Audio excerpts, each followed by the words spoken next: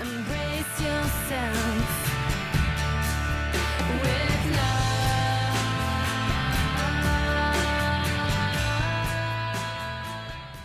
Hello and welcome. My name is Melissa Rebronja. I'm an integrative somatic healing practitioner and host at HEALYOURHEART.LOVE.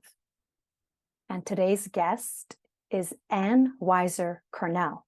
Dr. Ann Weiser Cornell is an author, educator, and worldwide authority on focusing, the emotional self-healing method developed by her close colleague, Eugene Gendlin. She has taught focusing in more than 20 countries over the past 30 years. With her colleague, Barbara McGavin, Dr. Cornell developed a system and technique called inner relationship focusing. She has given presentations and trainings in inner relationship focusing at the Esalen Institute, the Psychotherapy Networker Conference, the National Institute for the Clinical Application of Behavioral Medicine, the American Psychological Association, the Association for Person-Centered Experiential Psychotherapy, and the Cape Cod Institute, as well as offering privately organized workshops and online seminars. Dr. Cornell is the president and CEO of Focusing Resources, Inc., whose mission is to meaningfully contribute to personal, community, and global emotional health. Her books include the bestselling The Power of Focusing, A Practical Guide to Emotional Self-Healing, and her book for therapists, Focusing in Clinical Practice, The Essence of Change. Focusing Resources offers a 2-year certification program in inner relationship focusing. So welcome, Ann Weiser Cornell. Lovely to be here. Yeah, lovely to have you. Thank you. I'm really honored to have you as my guest. I was introduced to inner relationship focusing through the Embody Lab in my somatic attachment therapy training. And I was trained by Dr. Maureen Gallagher. And this process, I can honestly say, changed my life. And it was like a beautiful journey where first it was just presence and holding space. And then it developed and suddenly it was like, oh, and there's parts work, which I was pleasantly surprised that it was part of focusing. And it really opened up a deeper healing journey for myself, for my clients. I feel like I have always had a fantasy of someday I'm going to have space somewhere. And I usually thought it's going to be like a therapist's office where they're going to listen to me for hours and hours, and I'm going to get to visit my past and heal all the stuff that needs visiting. And then I found that that's actually happening in my focusing sessions with my classmates that I do regularly. So I have to say it's really changed my life. It's changed the life of people that I focus with. Some of my focusing partners have said they've left their therapists because of our focusing sessions. So it's a very, very powerful process. And it's a parts work model. And that's what I would like to talk about today. But before we get into the discussion, what I'd like to ask you is, what is inner relationship focusing? Well, we'll start with focusing because that's our history. Yes. Focusing was developed by Eugene Gendlin from his research on successful psychotherapy. And by comparing the sessions that were successful psychotherapy to the sessions that were not successful, he and his fellow researchers discovered that the big difference was in something that the client was doing, which surprised them. They thought, oh, we'll find that the therapist is doing something more brilliant or more empathic or more present somehow. There wasn't really a difference in therapist behavior at all. And I think because Eugene Gendlin was not actually a psychologist, he was a psychotherapist, but he was also fundamentally a philosopher. He had a degree in philosophy, and he was a philosopher all his life, and that's an existential philosophy. He was able to notice something that the clients were doing in the successful sessions, even the very first session of a course of therapy that would ultimately be successful. The clients were slowing down and paying attention to something experiential, something that was vague, unclear, hard to put into words, and yet when you paid attention to it, emerged truth from there. Right. And that was something he thought, oh my gosh, the successful therapy clients are doing this in their first few sessions. The unsuccessful clients are never doing it, no matter how empathic the therapist is. I don't think I can even be an ethical therapist if I don't find a way to teach this. Right. That was his thought. So he developed a method of teaching this process to everyone, and he called it focusing. And what year was that? His book Focusing first came out in 1978. The research had been done in the 50s, so it took him a while. I met him in 1972. All right, and he was trying it out. Okay, great. He was teaching it to groups. Yes, I've been doing focusing for 51 years. That's amazing. So it's hard to believe. I was born in 73. So you were like prior to my birth, you were already on this path. And here I am joining you 50 years later. I love it. It's super exciting. Yeah. Super exciting. And when I first met Gendlin and learned focusing from him, I wasn't a psychologist. I wasn't on a path to become a psychologist. I was studying linguistics. Right. But my personal life was a mess. I love that you're so open about that. It's just like, it's so refreshing. I had social anxiety. I got wild romantic crushes, but I didn't have the courage to ever have real relationships. It was all kinds of stuff. My relationship with my parents was messed up. And focusing saved me. And we were just doing it with each other. As you were saying earlier, that it's your focusing with your focusing partners that help these people release their therapists if they felt right about doing that. And so here I am focusing with my peers, with people who are just my age. Right. And we've had very little training, but by following the process, we experienced these amazing changes, because it's essentially a process of self-acceptance.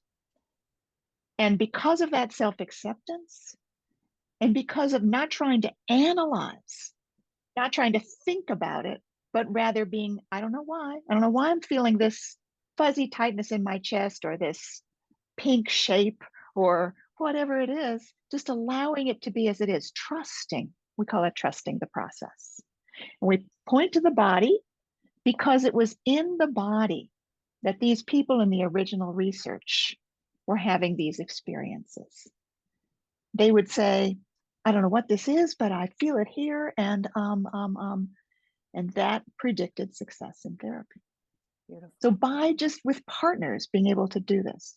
So because of this, about 10 years later, I moved away from my path of becoming a teacher of linguistics. I had become a teacher of linguistics, but I already knew focusing.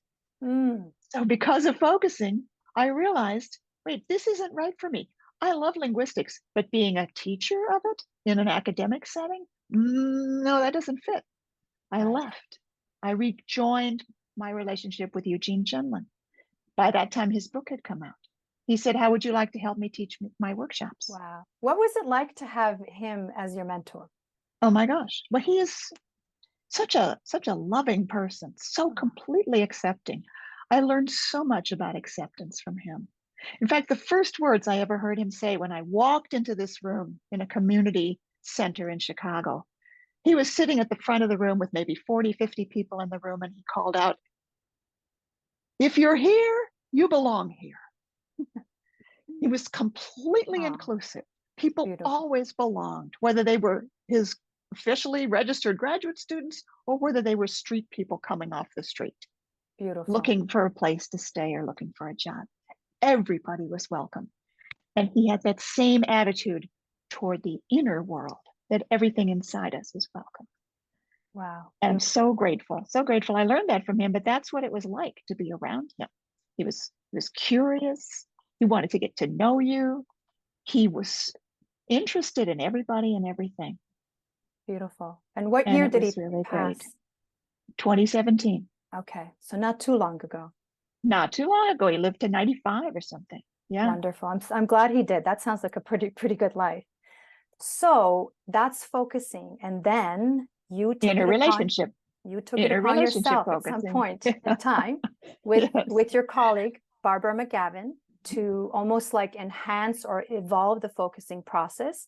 into inner relationship focusing. That's right. So tell us about that journey. I was assisting Eugene Gendlin with his workshops. And then for various other reasons, my life took me, that was Chicago. For relationship reasons, following a husband, I found myself in San Francisco, where there were only a few people doing focusing, which was different from Chicago, which was like the center of the world for focusing at that time. So many people doing focusing, real community. People were coming from all over the world to take workshops there. Beautiful. I went to San Francisco, almost nobody. I was okay, I'll start teaching. I'll start doing the kinds of workshops I had learned how to do from Gendlin. But something happened. I very quickly noticed that as I actually brought this work to the people I was meeting, it needed to be adjusted. It needed to be enhanced. I have a teacher's mind, and I realized there were certain ways that things were being said and done that maybe weren't the very most facilitative for the people who were learning. So I began making what seemed like small adjustments. But then a couple of years later, I went back to Chicago, went to a conference where Gendlin and other Chicago focusing teachers were presenting, and my way of working had become rather different from this. Okay. To the point where I said, have you considered this? Have you considered this? I said, wow, that's quite different. And I felt I'd better give it a name. And the name I gave it was inner relationship focusing, because I was emphasizing the quality of the relationship with what comes inside. So we've already seen that in focusing, something is here. People can feel it. I know that's your think favorite. about it. I know that's your Something. favorite word. Something. That's true. Yeah. Something is my favorite word. That's true.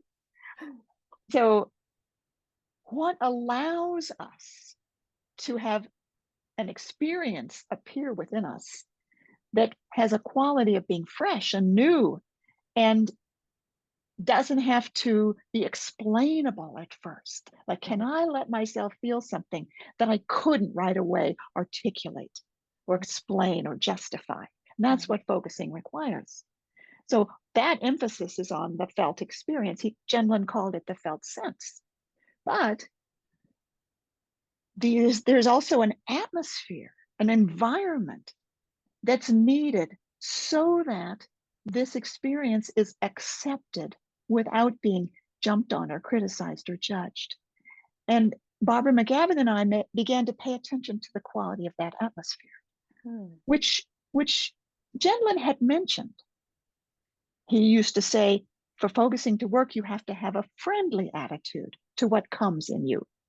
So he knew, he was aware that something was important about the way that we approach our inner experience. But Barbara and I emphasized it. How did you meet Barbara? How did I meet her? Well, when I left Chicago and went to San Francisco, I was really worried. I'm leaving the center of the world for focusing.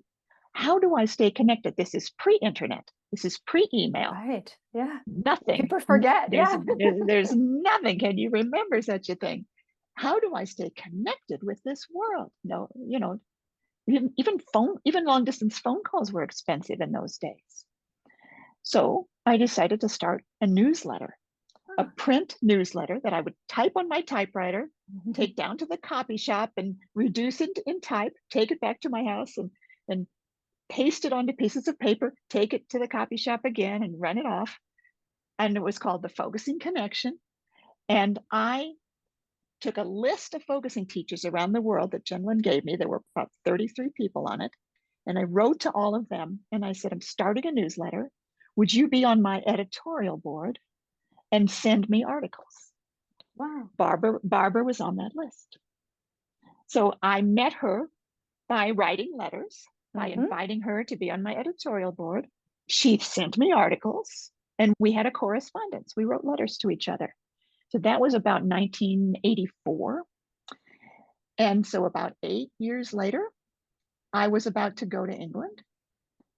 My first time in Europe since I'd been a teenager. And I was going to a conference in Scotland and Barbara lived in England. I said to her, hey, I'm going to be in England. What do you think? Shall I come by? So The rest that's is how history, we became, right? that's how we became, yeah.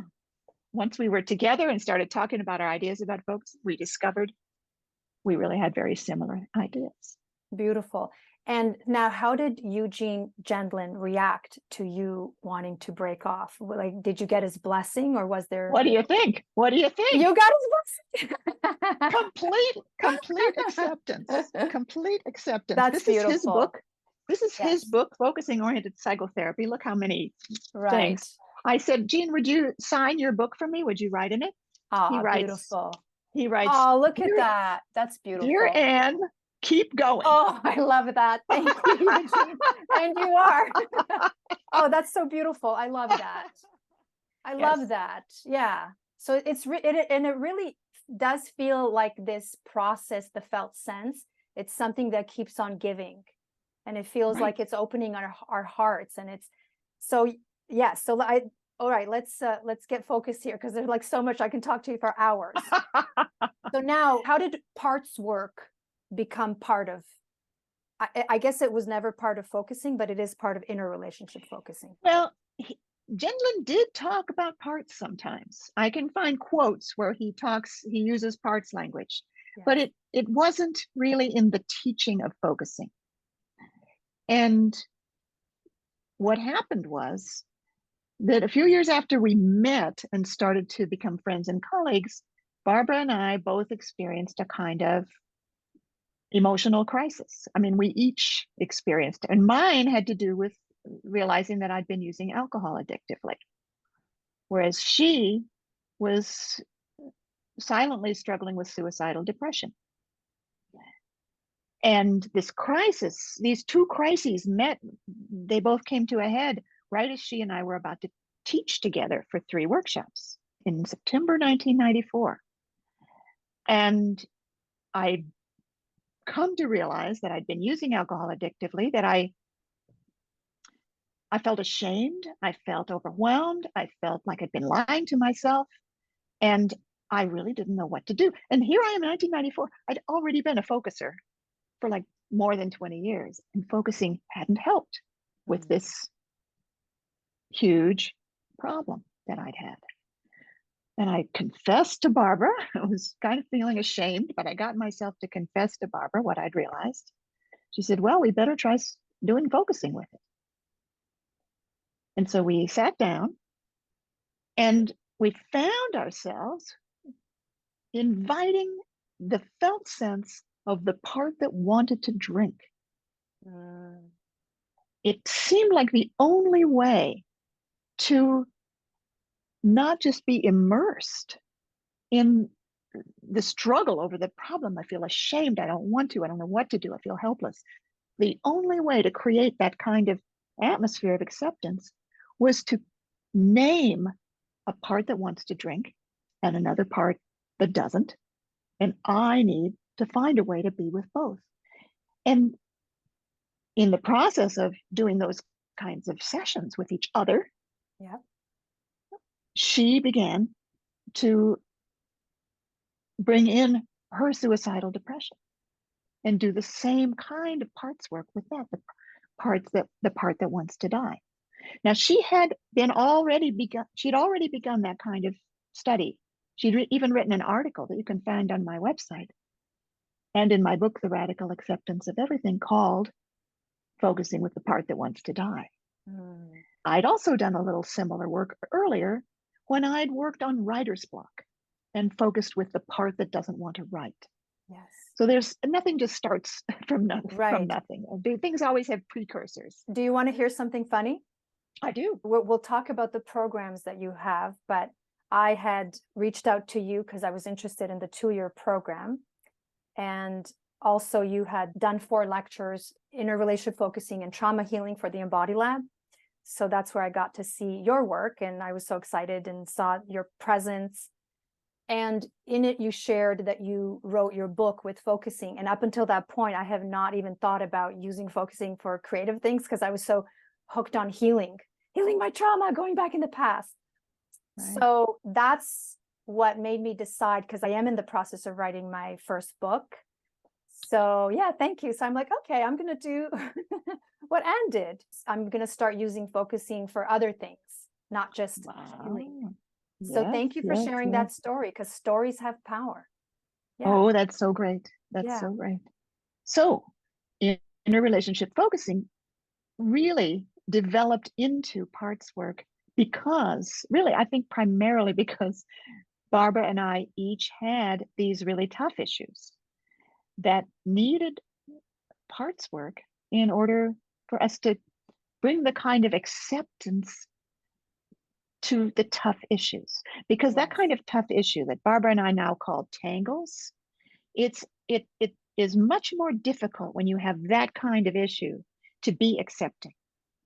Because there are parts that are so afraid that you're stuck and that you're doing something unhealthy, or that you're doing something shameful, or that you're doing something that will ruin your life, that it's those parts are in there. They'll be the ones doing the focusing if we aren't really clear to separate out. We call it unmerging. Yes. And be able to be with the one that doesn't write, or the one that wants to drink, or the one that feels suicidal, and another part, because there's always more than one. And we realized for the spirit of focusing to be able to work with that kind of tough issue, we really have to be talking about parts. And by talking about parts, we were able to allow what is to be what is. Yes. And we began to really be interested in, who am I? Who is it who can give acceptance, welcome, and a listening quality to any part, even the ones that seem self-destructive, even the ones that seem disgusting or shameful from some point of view? They've got to be accepted before they can change. Yes. Who is that who can? And we began to say, that's not a part. That who can give acceptance to anything inside is myself. And we gave it many names over the years, but finally we landed on self in presence. What a beautiful word. And so our parts work really developed out of necessity. Beautiful. So I know there's self in presence. There's this, well, let's start with the protectors, the defenders, and the small ones. Now, are you ready for the $1 million? Let's make it a $1 billion question. Of course, Ann. I am. Of course I am. How does inner relationship focusing parts work compare to internal family systems parts work with Dr. Richard Schwartz? Right. So first of all, it's important to say that these were developed independently. Yes. He developed his out of his brilliance in doing family systems with families, and realizing that his clients, who especially had issues about eating disorders, seemed to have internal families. And we developed ours based on focusing and based on the need for finding a way to be accepting of everything inside. I think parts are one way, a very common and important and useful way of understanding how humans work. And there have been other forms of parts work, by the way. We have the voice dialogue of Hal and Sidra Stone. We have psychosynthesis, Gestalt, was it? I was in a lecture with Dr. Pat Ogden, who confirmed, like, yes, parts work is not new. It existed. It was happening all at the same time in different places. So yes, absolutely. I can see that. Humanity was ready for parts work. So they're sometimes called ego states. But I met Dick Schwartz. Barbara and I met him about 6 or 8 years into our work. What year was that? So it would have been about 2000, I think it was 2006. Okay. Actually, when we met, and I read his work, he read our work, he's endorsed some of my books. I think internal family systems is wonderful. I think it's helped many people, and I'm really glad that it's in the world. There are important differences, but they're also, those two methods, internal family systems and inner relationship focusing, are combinable. They absolutely are. Yes. You can do both. Yes. There's a couple of differences I'm aware of. For Richard Schwartz, parts are something we're born with and will die with. We've always had parts, but they are not a problem. Parts simply are ways that humans are organized to have different skills and perspectives that they bring to different things in their life. Barbara and I take a quite different view. We believe that parts emerged from trauma, that people have parts because they haven't at some point been able to move forward as a whole coherent self. Mm-hmm. And that parts are a temporary solution, that ideally, when you do parts work, the abilities of your parts rejoin your wholeness. And not that we ever try to make that happen, but it happens. We've observed that parts either melting or fading back or being less distinct and all of those things, that seems to happen naturally in the course of healing, not only the parts themselves, but also the original stoppage that's led to the parts existing. So those are quite different views. Mm-hmm. And I don't think there's a way to test those through research. I think whatever works and whatever one feels drawn to. Another important difference between the two approaches is that, having been the students of Eugene Gendlin, we believe in a kind of accepting atmosphere that doesn't try to make anything change. Yeah. And Gendlin used to say life wants to live, and that process itself always wants to move forward. Like a river, it's always seeking the way to find the way forward. And therefore, in our kind of parts work, inner relationship focusing, we don't do anything to. We don't do mediation. We don't explain the parts can be different from how they are. We don't give them new jobs. We don't do unburdening. Those are processes that are found in internal family systems. I think that's an important difference. And it also is a matter of taste and temperament. Yes, so I had the pleasure of experiencing both. And so first I was trained in inner relationship focusing parts work. And then I went through a 6-month program, online IFS circle. So I was introduced to parts work. And I saw both work, but what I realized for me personally, inner relationship focusing felt a little softer, almost like more feminine. We're just going to be with, we're just going to show up and hold. And then IFS was more active, like let's work, even how it starts. What part do you want to work? And it's like, for me, it was a little bit startling, but I have seen both work. Yeah. And so I actually do combine both. Mm-hmm. It's almost, and it's so lovely to be able to be skilled in both. Yeah. Yes. So it's beautiful. Yeah. Mm-hmm. And we were influenced by Richard Schwartz. So we were calling this state that can turn toward anything, we were calling it presence. Mm. And then we learned from him that he called a similar state self. Mm. And we liked that because in calling it self, it has a little more agency, a little more a feeling that I'm self-governed. Mm-hmm. And so we thought, let's call it self in presence. Beautiful. So I love the openness and the collaboration between all of you. And it's kind of, here's a little, it's not like, I created this and it's mine, like, which we're seeing a lot of people who are like, it's mine, rather than just more of together we're evolving and we're sharing and we're all in this together. So that's lovely and refreshing to hear, the openness and generosity with all of you. I think openness and generosity would be the natural state if we didn't have parts. Yes.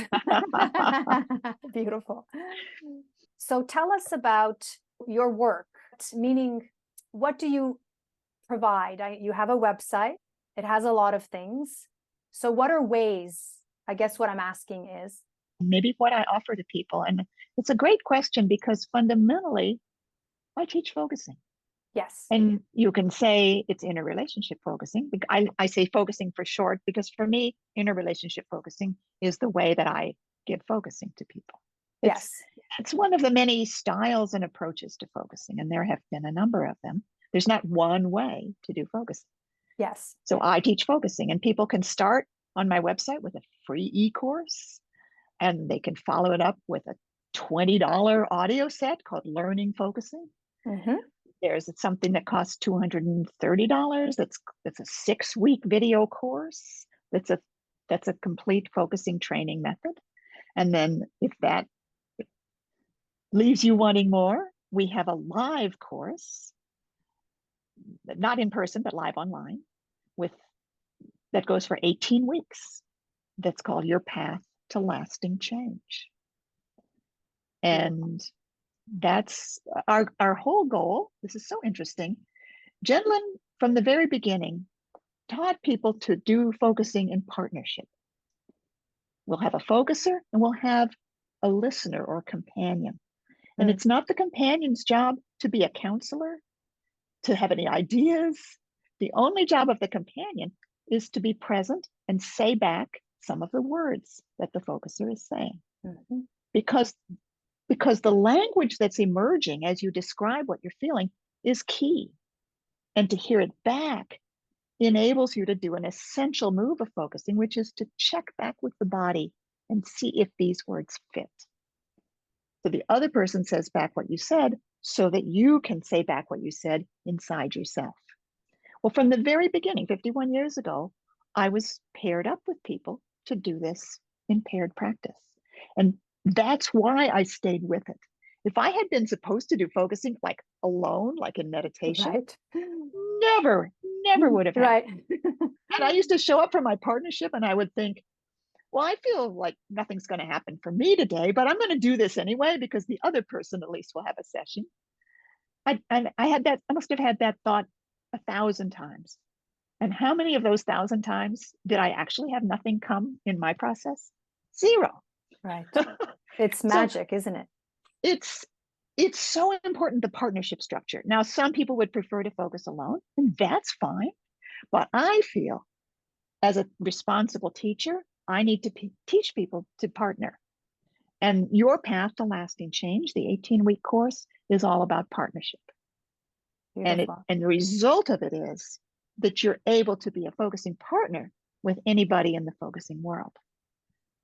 Which includes over 70 countries by now. There's a nonprofit called the International Focusing Institute that was originally started by Gendlin that's flourishing all over the world. So after Path to Lasting Change, if people then want to go on for even more, there are some advanced courses, and there's also our 2-year certification. Yeah, which I to become in. which you're now in. Congratulations, and that's going to be so much fun. Yes. Yeah. And I take a small number of people into that training every year. And I'm so proud of my graduates. Now my graduates are sending me people that they've trained to come to my certification training. Yes. And maybe I'll do myself out of a job eventually and only do the certification training and let other people do the focusing teaching. So far, I'm really impressed actually with how well it's organized. I actually jumped in thinking that, 2 hours a week, I can do that. And then it was like, there's all these requirements.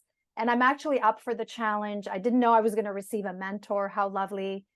So I'm already feeling like it's worth it. And it feels like the right decision. So thank you.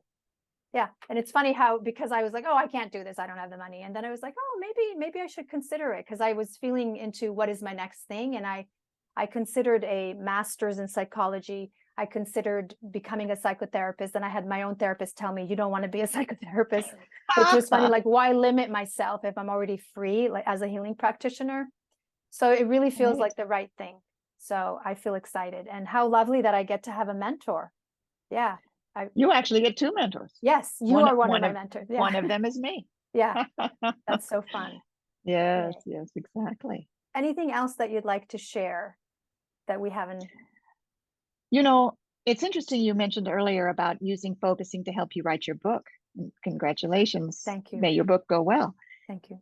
The uses of focusing for so many different purposes really fascinate me. And I've created a number of different courses over the years. Working with one of my very favorites is releasing blocks to action. So I I can't get myself to start an exercise program, get my website finished, clean my closets, We whatever can all it relate is, to that.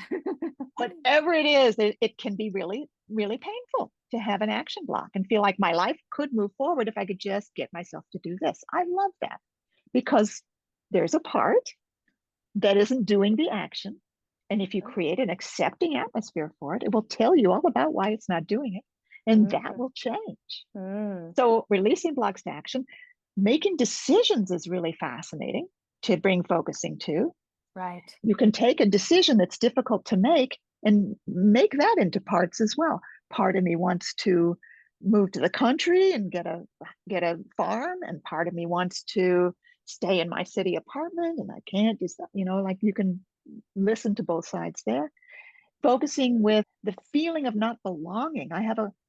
So all of these I've created little courses for that are available on my website now. So there's one called Releasing Blocks to Action. There's one called Calm, Clear Decisions. There's one called The Lonely Outsider. That's about the feeling of not belonging. Oh, a lot of people have that one. Yeah. There's one called Loving the Unlovable, which beautiful. Is about the tragic situation that we're born lovable and ready to be loved. And yet, when we don't get the love we're ready for, we start to think, I must be unlovable. Yeah. And when we grow up with that situation of feeling unlovable ourselves, which is really painful. And I created a course with processes to help that shift. And I love that course. Beautiful. And there's a way to use focusing with pain, actual physical pain, bringing the kind of non-judgmental acceptance to what's in pain that you would otherwise to a felt sense.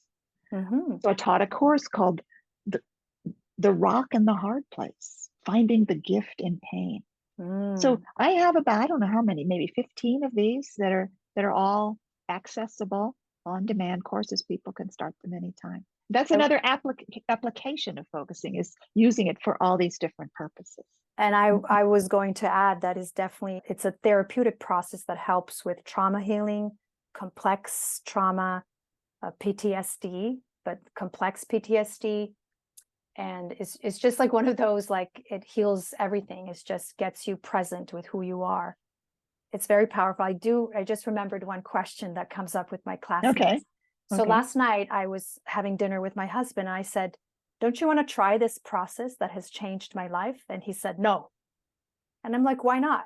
Because I don't need fixing. And I said, well, why do you assume that it's a process? Like, I can't even explain what it is. So, and I have a classmate that feels the same. She wants to do focusing with her husband. So, and then I thought, like, do you do focusing with your family members or your partner, your husband? Yeah. What's your advice on that? Like, I don't need to, but I think it's just funny that here I am. This process is like the most amazing thing. No, and it is funny. Yeah. It is funny. And I don't. I have a husband. I have a daughter. I don't do focusing with either one of them. Have they ever tried it? Not that I know of. That's okay. So that's normal. You're normalizing. I know that's normal. Okay. That's Thank normal. you. People, I think anybody who wants to could do focusing. Yeah. I've met so many people. I've taught focusing to thousands of people. No matter where you start, whether you feel nothing, like I don't have a body, I am only up above my neck, that the rest of me is blank. I've helped people like that do focusing. Or whenever I feel my body, I feel floods of emotion, I can't stop crying and there's just too much here. I've helped people like that do focusing. It's always possible to do focusing if you want to. But if you don't want to, then I don't know. I think that's got to be people's choice. It's got to be their free choice. And this is especially a benefit to therapists themselves, right? I love teaching therapists because even if you never take a client through and that's focusing, exactly what this book is about. And then you have training for therapists and they do get credits. That's right. What do you call those credits again? The CE, continuing education credits. Yes, that's good. That's important to know. I have continuing education for therapists and I have on-demand courses for therapists. my book that you just showed is about bringing focusing into any modality of therapy. And in that book, I describe 10 commonly used therapy modalities, all the way from depth psychology to CBT. And I show how focusing can be combined with any of them.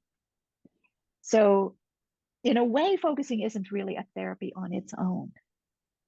It's something that makes any way of working with people, and not even just therapy, also spiritual direction, life coaching, and so on. It makes any way of working with people more effective and more respectful as well. Because in focusing, we invite and we never demand. And human beings are set up so that if something's demanded of us, we tend to resist. Makes sense. Yes. I heard you say in your Embody Lab lecture, which I loved, is that anyone working somatically today should thank Eugene Gendlin, because he's the one who brought the felt sense. That's right. And the brilliance of the body, the importance of the body. Yes. The fact that our bodies are not just physiology, our bodies have meaning. More recent research has found that there are brain chemicals in the gut, but Gendlin and other researchers knew it way back then. And if you look at some of the major influences on somatic therapy today, you'll see that they were influenced consciously by Gendlin, notably Peter Levine with somatic experiencing. He consciously brought Gendlin's work into somatic experiencing. And he won some award, and didn't he say something on stage? Yeah.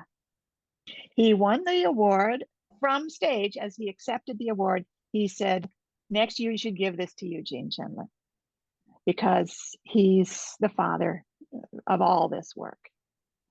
Beautiful. Well, thank you. Thank you, Ann. Thank you for your time. Thank you for your work. Thank you for your books. Thank you for your presence.